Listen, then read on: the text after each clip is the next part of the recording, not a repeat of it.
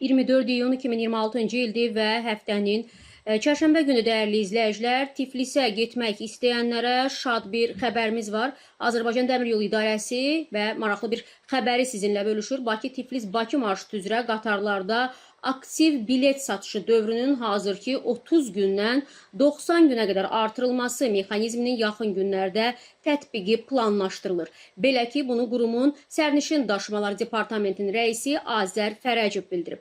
Bu nə deməkdir?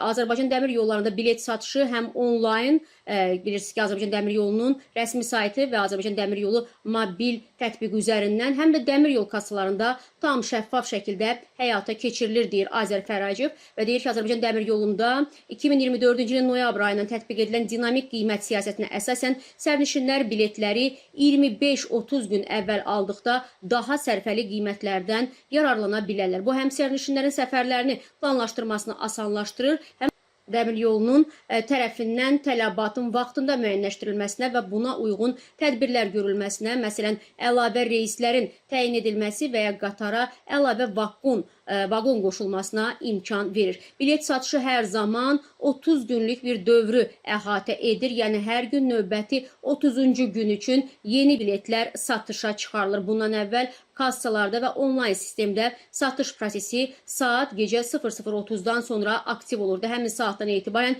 yüklənməni nəzərə alaraq artıq biletlər hər növbəti 30-cu gün üçün fərqli saatlarda sistemlərdə əks olunur. O qeyd edib ki, hazırda Bakı, Tiflis, Bakı marşrutu üzrə tələbat çox yüksək olduğundan biletlər satışa çıxarılandan qısa müddət ərzində satılır. Ona görə də sərnişinlərimizə səyahət tarixinə uyğun biletləri mütəmadi olaraq yoxlamağı tövsiyə edirik. Eyni zamanda sərnişin tələbatını qarşılamaq məqsədi ilə 11 iyundan etibarən Bakı-Tiflis-Bakı marşrutu üzrə qatarlara əlavə vaqon qoşulub və müvafiq olaraq satışa yeni biletlər də təqdim edilib. Hazırda qarşıdakı 30 günlük dövr üçün Azərbaycandan Gürcüstana olan reyslər üzrə biletlərin böyük əksəriyyəti, Gürcüstandan Azərbaycana olan reyslər, o cümlədən əlavə satışa çıxarılan bütün biletlər də qısa müddətdə satılıb.